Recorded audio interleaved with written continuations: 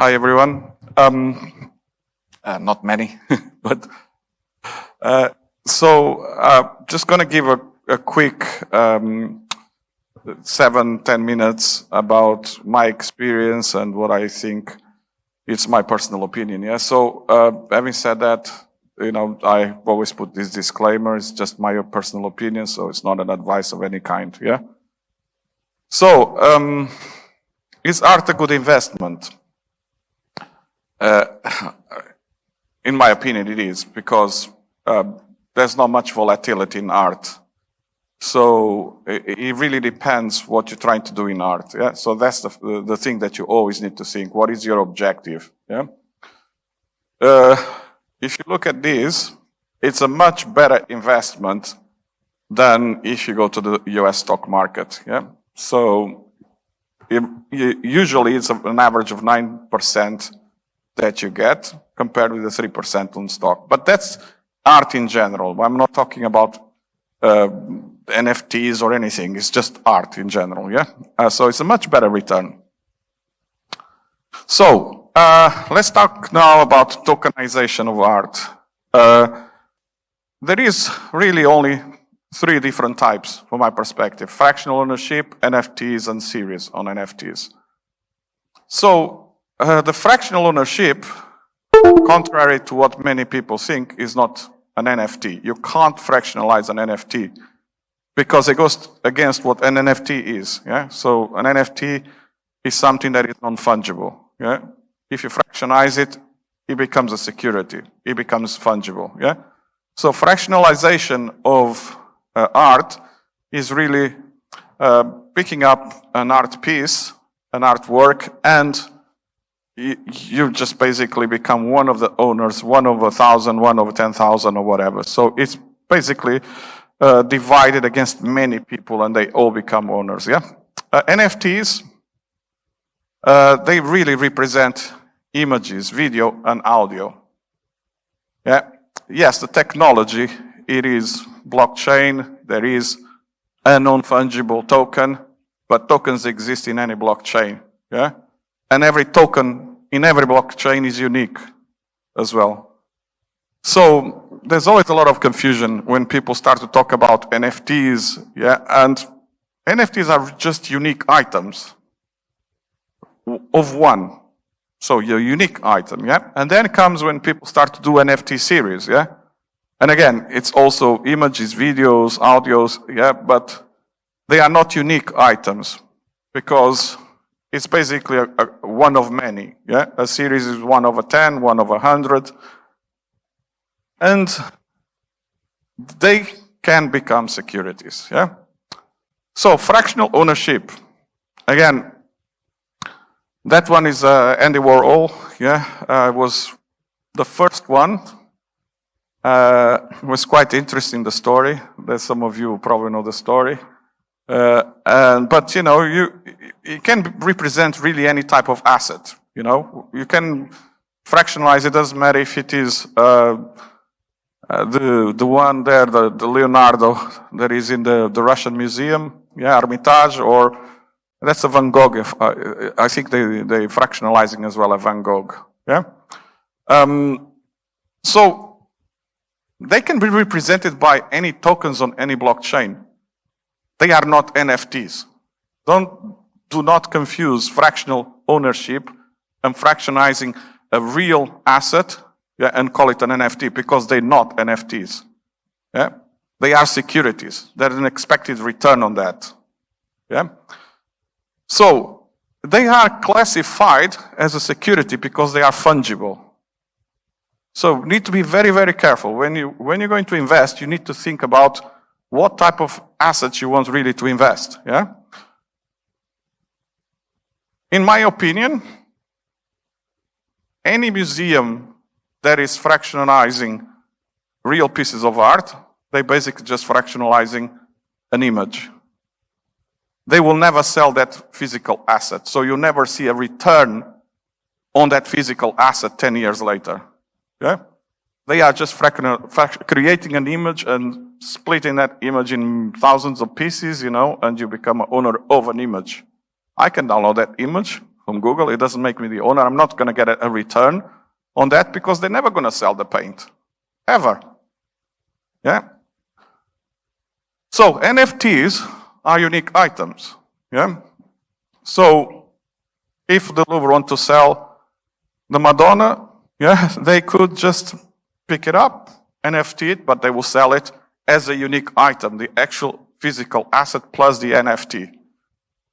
So there are physical assets, and this is one of the things that we are doing in Unicorn, which we associate NFTs with physical assets, yeah? But they can also be digital images, like people, yeah? And it's unique. It's just one piece. It's one NFT, and that went for $69 million. Or audio, like Amrita. I love what Amrita does, you know. So they're brilliant. So it is, you have to understand, a lot of people don't understand, not only from an investor perspective, is that these are unique items. And being unique items, they all have value. And its value is whatever you want to give it to it. Yeah? So I said this already. Again, this is an example of a series. They just put a number. And just because there is a token associated with it, it doesn't make it an NFT. It doesn't make it non-fungible. And the comparison I always give is you have 10 notes of $10. They all look the same, but they have a different serial number. Just because you put a token on it, it doesn't make it an NFT. So these are securities as well, okay? So be very aware of that, because they will have the same price at the point of sale, yeah? And they are fungible when they are first traded. So this is something quite important that I keep telling people, that you need to be aware when you are going to buy one of these series, yeah? Make sure you understand what an NFT series is, yeah? I don't consider them NFTs for this simple fact, yeah? They are fungible at the point of sale. Simple.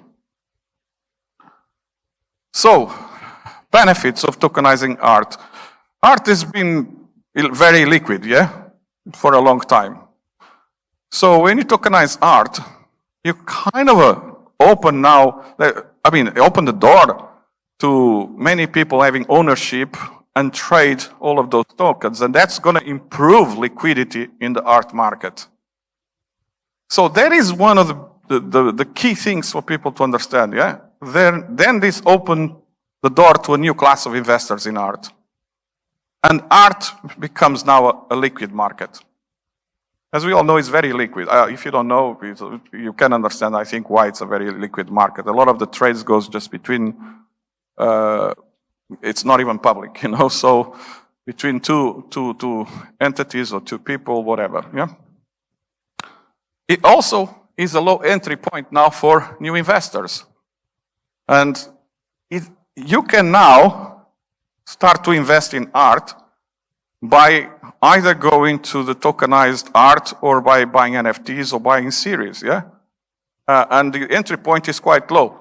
So, and this is key, because you will own a fraction of a masterpiece if it's a fractionalization, and you never had the chance to own anything like that before.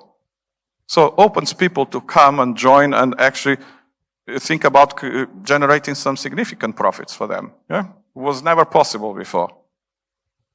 I'm a true believer, if you associate a physical asset like we are doing, yeah, with the actual, with the NFT, that increases the value tremendously, you know, for all investors, yeah? And of course, transparency. This has been a problem in art for a long, long time.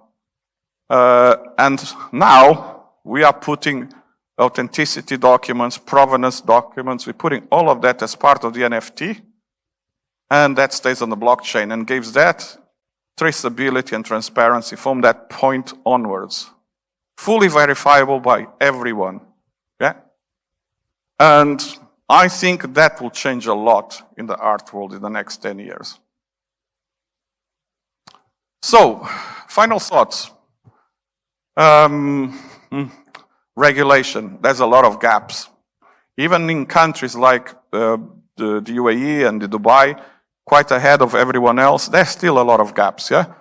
So you need to look out for ownership split, you know, and how, when you're going to sell, what is or your fractional ownership, what that means within the laws, existing laws, yeah, within the legal status in your country, yeah?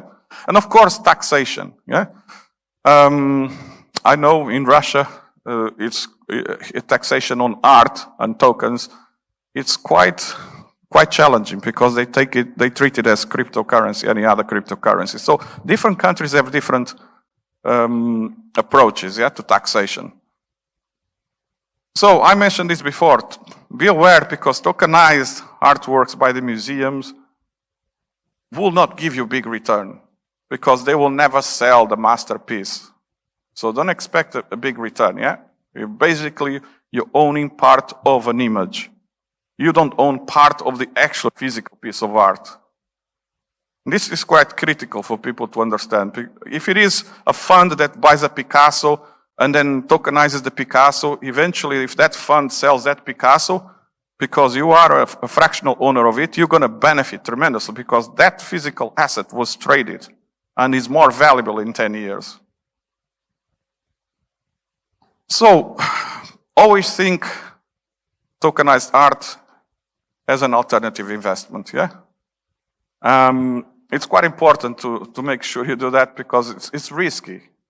We know we're still in the beginning, it's quite risky. And, you know, just make it part of a very, very well diversified portfolio. Average that I see people around is 10 to 20% of their portfolio, they are going now into tokenized art. I think that's kind of a good number to think about. Thank you very much.